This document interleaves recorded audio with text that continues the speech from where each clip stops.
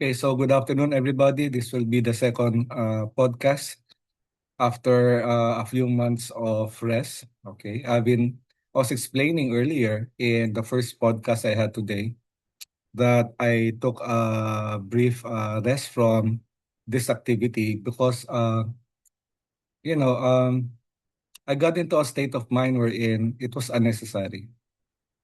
Uh, because the things that you learn, especially in the kind of Buddhism that we'll be discussing today is not something that you can actually transmit with a podcast or not even in writing. So not only is it unnecessary, but it's almost impossible to transmit something that you learn on your own and then try to speak about it in words. And that's one of the reasons. But I have other reasons to continue. No, namely, uh, some people are asking for me to continue with the podcast, and also I'm doing this for my children so that I will have something to leave them with, no? Hopefully something that can guide them through the rest of their lives. Okay, so I have been practicing Buddha Dharma for some 30 years. But even before that, 10 years before that, when I was a very, very young man, I started to practice a Vedic tradition. So my entry into spirituality, uh, Oriental or non-Christian spirituality, I mean, is actually Vedic or Indian. Okay, and after that, I encountered Buddhism in the form of Vajrayana or Tibetan Buddhism. Since then, I also dabbled in Zen and then Japanese Pure Land, and now I'm practicing Chinese Buddhism. Okay. And I'm very satisfied with the journey so far. So I'd like to talk about some of the insights, no, regarding the transition from an early form of Buddhism, which some people call Theravada. But I think that the earliest form of Buddhism is not even Theravada yet, no, but something even more ancient, to Chinese Buddhism. And actually, this is part of a class which I'm having with my seminarian students, no, from the Mater Dei College, and they're here. They might be asking questions. Okay. So the last quarter of, not the last quarter, but the last month of our lessons in Chinese philosophy, we began to talk about Confucianism. We also watched a movie, no, regarding Chinese martial arts, and then we studied Taoism for some time, and then also Buddhism. And in this podcast, I'd like to cite that Chinese Buddhism is different from, it's not just Mahayana, but it's actually uh, a coming together of many different cultural and philosophical traditions, no? Namely that of Confucianism and Taoism. Okay, so let's start at the source, no? Buddhism as it was understood by the early disciples. And these things were not recorded. I think the recorded, or the canon, the Pali Canon was written sometime after the Buddha, the historical Buddha died. Okay. But from the little understanding that I have, uh, Theravada Buddhism is more focused on the practitioner living in a monastic setting. So what the Buddha did really was he was looking for people who were serious with the ending of suffering. Okay. And so he formed a community or communities of monks and nuns, no? Bhikkhus and bhikkhunis. So he arranged for a way of life for people to engage in the Buddha Dharma in a very serious way. They have to be separated from their families. They have to take on monastic vows. They have to live within the community. And they were also missionaries. They were going from one city to another, trying to teach, no, the lessons that they learned, no, from the Buddha. And this later on became known as Buddhism. So Buddhism was growing in India for some time, namely because it is at first glance very similar to the Vedanta. While the Vedanta is looking for the Brahman, okay, and would like to find its way back to a merging with the Brahman. No, the Vedanta is not not purely non-dualistic. No, there are many dualistic elements in the Vedanta, just as there are a lot of non-dualistic and dualistic elements in Buddhism. But by and large, no, the Vedanta uh, was actually based on a caste system, and in charge of the religion within the caste system now were the priests, were the Brahmins, who were hereditary priests. Okay. And on top of the society, they were the elite class. They, together with the nobility, formed the elite, no, in ancient Vedic society. And this is precisely what the Buddha went against when he started accepting people from all castes and even from women. And so he tried to practice something that was egalitarian. So his teaching became an alternative to the Brahmins, no, and to a system that has been corrupted over the ages. Okay. So my understanding goes, okay. And so Buddhism won a lot of converts, even the support of kings and emperors.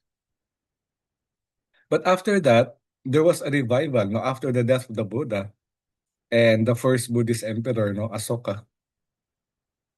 There was a revival of the Vedanta because there was a person whose name is Shankara, whose philosophy I highly admire also. I've been reading on Shankara for some time. And his Vedanta is very similar to early Buddhism. After all, early Buddhism is actually some kind of a Vedanta school, no? A rebellious Vedanta school. If you're if it's looked at from the perspective of the Brahmins, no, it's just another Vedanta school founded by a recluse, no, whose name was Gautama Buddha. Okay, so Shankara gained the favor of the nobility, and those people who were in the nobility and who wanted to support or wanted to see a revival in the Vedanta became very antagonistic, hostile, no, to the Buddhists, and they destroyed Buddhist temples and they drove the Buddhist monks away. So that's one thing, no? And that's why Buddhism is now a world religion rather than just a Hindu sect, because they were driven away from the original Buddhist, the original Buddhist land, no, Buddha land.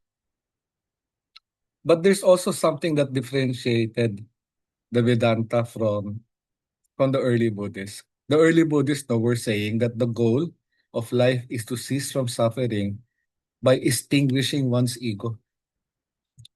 And they came up with a path, no, a very stringent monastic way of life to attain nirvana or nibbana.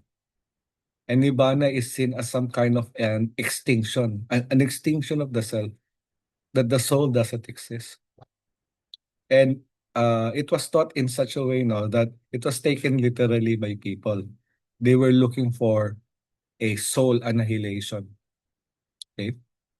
Reminds me of a song from Carlos de Badip Santana, whose song no, is Soul Sacrifice. Okay?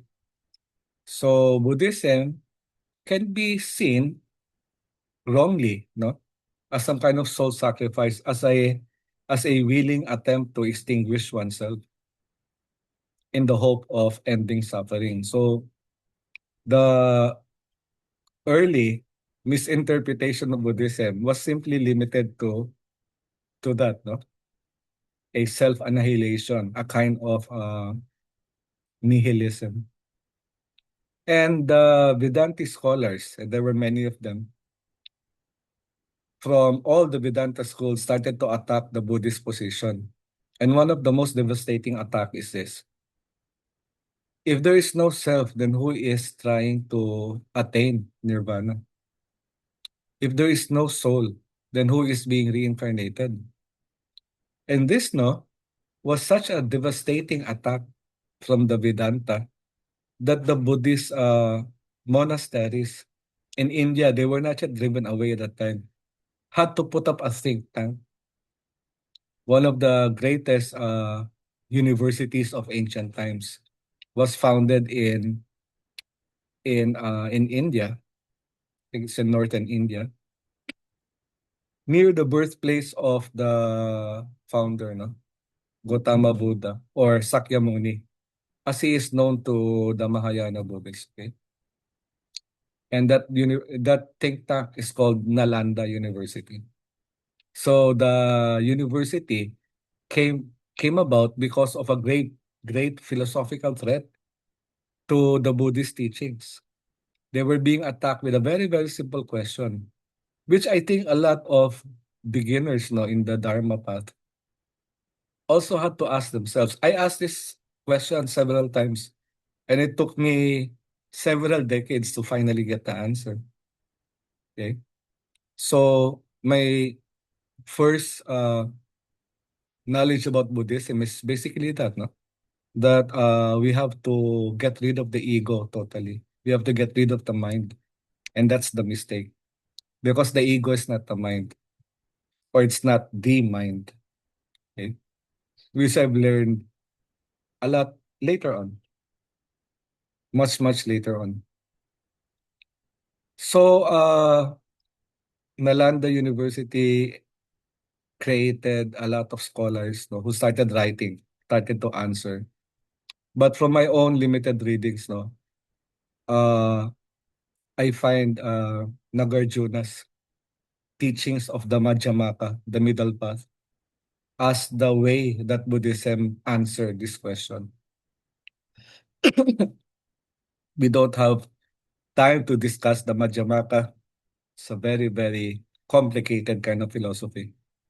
But to make a long story short, Nagarjuna argued, okay, or Nagarjuna redefined sunyata from the initial translation of it being void of anything, totally nihilistic, to emptiness. And I think that Nagarjuna may have been influenced, no, by the Diamond Sutra because the ideas are as ancient as even more ancient than Nalanda. I think that there were some people who wrote about emptiness and tried to explain sunyata in a different light. In Nagarjuna's philosophical system, emptiness is not void. Okay, emptiness is simply empty of anything that has an independent existence of its own. Everything is impermanent. In Nagarjuna's view, emptiness is basically emptiness of ego but not the mind. Because there are also scriptures that developed at the time when Mahayana was developing in India. Okay. Nalanda, by the way, is Mahayana. Okay. Uh, the idea there developed that there is actually something that is unborn, something that lies beyond reality as we can see it now with our senses, or the reality that as it appears to us right now. There's something beyond that. Okay. And that is the mind. Now, this is the teachings. This came from the Yogacara school, no? The All is Mind school, which was founded by Basubandhu, the second scholar from Nalanda University that were actually very influential in the formation of later Mahayana schools, no? Including Chan and Pure Land. Okay.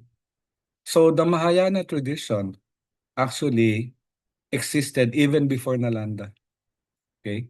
And one of the big differences is that the kind of teaching that the Mahayana taught included also the lay communities, included everybody.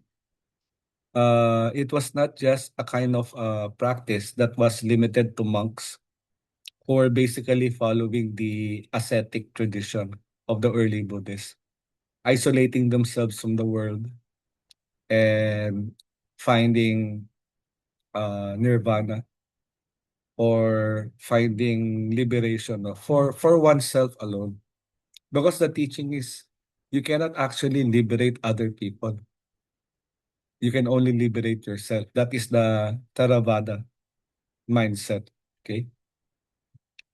So Mahayana extended the practice to include people who were not monks, and they developed a lot of systems, also called expedient means, in order to help the masses, no? People who were not monks, people who were not scholarly, but needed to be saved by the Buddha's teachings anyway. So they developed a lot of skillful means by creating the Mahayana universe, no? Different worlds, no? Not just this world, no? But there are different worlds where the bodhisattvas reside. And actually, you can pray to the bodhisattva with the hopes of going to the bodhisattva's world, no? At the time of death. So this is the Pure Land tradition. It began also in ancient India. So Pure Land and Chan were not Chinese, okay? They came from India. So Mahayana, the Mahayana Buddhists, no, created the Mahayana Sutras. And the kind of Buddhism that they exported to China is something that is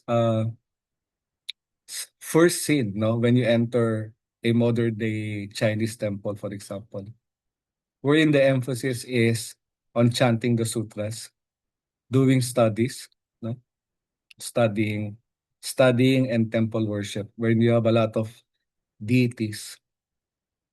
Okay, you have a lot of deities that you can pray to, that you can ask for things. Now, this is the kind of Mahayana Buddhism that was created for those, no, who were not capable of living a monastic life. So it's a kind of a devotional Buddhism. And we can go more in depth with this, no, because Mahayana did not create these deities. These deities are not actually gods, like in the Hindu or Vedic sense. They're not gods. Okay.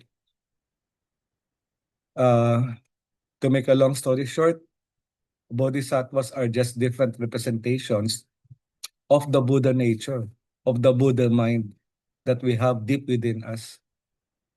Uh, this can be misinterpreted, no, or lost in translation, but I would say that it's some kind of a higher self.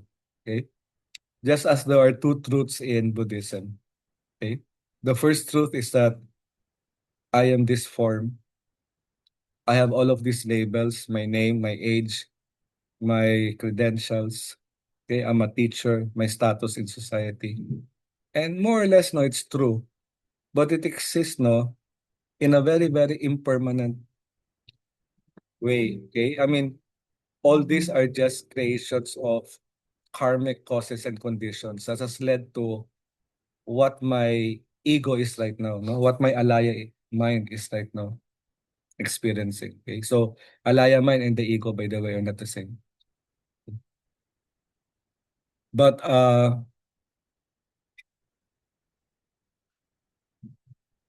the deities are just representations of that. And actually, if we are to understand the Mahayana Sutras, no, the practice here is as you do the deity worship, let's say of a bodhisattva, you become the bodhisattva. You take on the properties of the bodhisattva.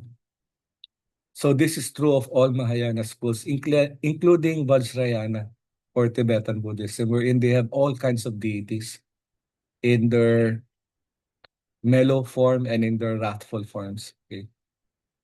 So the idea is not to worship a god, but to become the deity. that you're trying to honor, that you're trying to follow, no? With all the trappings of devotional service, rituals, so on and so forth. Okay? So this is the kind of Mahayana Buddhism that entered into China. So when the Buddhist missionaries entered China, they were not entering a nation wherein people were lacking in culture. In fact, we can say that the Chinese people, their culture is, I think, even older than the Vedic cultures, perhaps. And they were not lacking in philosophy too. The Chinese were very sophisticated philosophers. They had Kongzu, Confucianism, and then they had Taoism.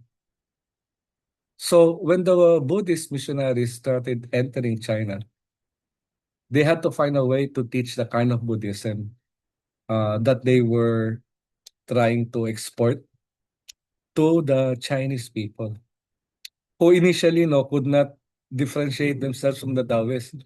When the Buddhist monks started talking about emptiness, the Chinese people, oh, that's Taoism. Okay. So it's my contention actually that Chinese Buddhism actually is no longer purely Indian in the sense of the Theravada and the early Mahayana schools from India, but has become Buddhism as influenced by Confucianism and Taoism. And it has created a very, very distinct kind of Buddhism, which I find so appealing. Okay. Uh, from Confucianism, the Chinese Buddhists now have taken on a lot of words, like Tian or heaven, and the idea that heaven is populated by a lot of deities, including the Jade Emperor and all of the kitchen god, all of these gods. Okay, and also a love for ritual, a love for ritual. So the Confucian, early Confucian societies of ancient times, they created a solid culture from the teachings of Confucius, okay, that the Buddhist monks had to adapt if they were to make inroads, into the spread of Buddhism in China. They had to adopt this love for ritual, okay, and the many ideas. So the the metaphysical worldview of the Confucians were adopted by the Chinese Buddhists, including the names of some of the deities. Okay, Avalokiteshvara, who is Mahayana Bodhisattva, male. Okay, the Bodhisattva of compassion was introduced to the Chinese as Kuan Yin. Kuan Yin, who is the same actually. So how did Avalokiteshvara, a male deity, became Kuan Yin, a mother figure, a feminine deity? I think it's lost in the translation somehow. It's just that in introducing Avalokiteshvara, the Buddhist missionaries from India found it easier to use the figure of a divine mother or the divine feminine, because the Chinese and even the Tibetans, they have this devotion to motherly figures. Okay, so there was the a deity very much like the Lady of Compassion or something like that. I forgot the actual name. And that deity, that non-Buddhist deity, later on became Kuan Yin. And thus, the Mahayana Sutras and the Mahayana philosophy was integrated into Chinese philosophy. Okay? So the Confucian worldview, their love for rituals, and the respect for the family, was retained by the early Buddhist missionaries. Okay? Philosophically, they also had to use a lot of Taoist words to explain the teachings of the Buddha. Like in the video that we just watched right now, okay, sunyata or the void, sunyata or emptiness became wu. But wu is not actually, it's not the same. who is actually no action or inaction, no? Wei Wu Wei, no? Doing things spontaneously without thought, okay? Which is basically a Taoist teaching. It found its way into Chinese Buddhism and was later developed into Chan, no? Through Bodhidharma, okay? So Chan Buddhism, which developed much later on in China, took on a lot of Taoist elements. One of the main distinctions, by the way, no, between Theravada and early Mahayana with Chinese Mahayana is that the former, no, Theravada, had a they looked down on ordinary ordinary things, no? Like they looked down on work, they looked down on the family, they looked down on menial work, okay? But they were highly they praised the scholars highly. Ancient China loved the scholars, no? And they see menial work as something demeaning or low in status. This they have also taken from the Vedanta, no? The Vedanta, even prior to the coming of the Buddha, had this repugnance, no, for the material world. They saw the material world as something that is the source of evil. And so they wanted to escape from the material world. So they developed all of these ascetic traditions.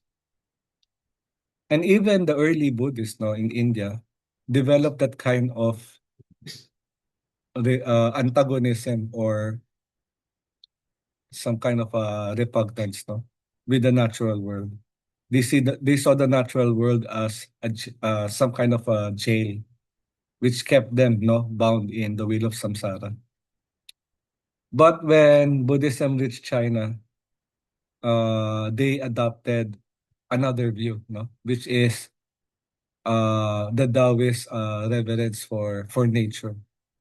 Okay, they saw nature as an important part of their spirituality, and they also saw the nobility in doing menial work, no, well, okay.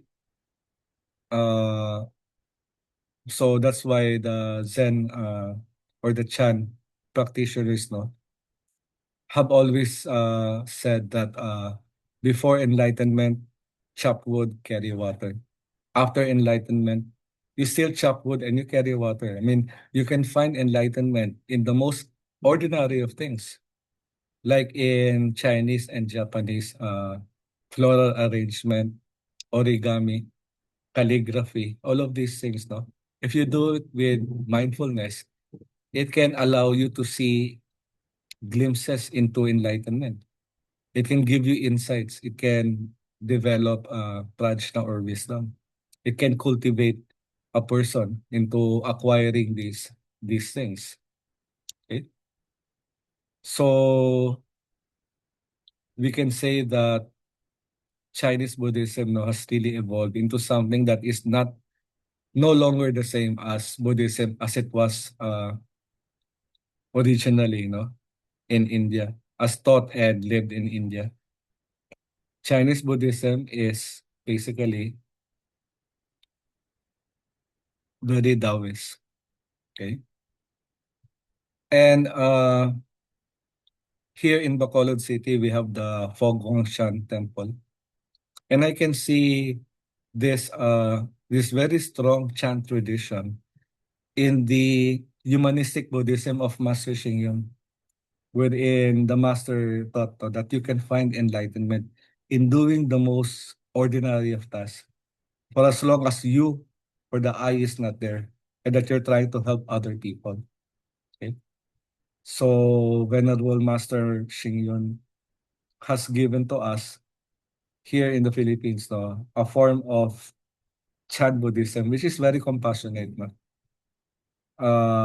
And that is to find enlightenment in the ordinary everything, everyday things that we do. Okay, so that is basically just a rough outline of what we'll be discussing in later lectures. No? We will tackle the Pure Land next meeting, and then we'll be discussing also Chan, no? Which later on became known as Zen Buddhism, no, in China and in Japan. Do you have any questions? Yes, sir. Okay, so that's all for now. I hope that these insights were able to clarify a lot of things. So just as Tibetan Buddhism is very, very different from the Buddhism that came from India, so is Chan and Pure Land or Chinese Buddhism, no? So much different, okay? And in the case of Chinese Buddhism, it's because of the influx of Confucianism and Taoism. So that ends the class for today. Thank you very much for listening to this podcast. Omito. Thank you, sir. Thank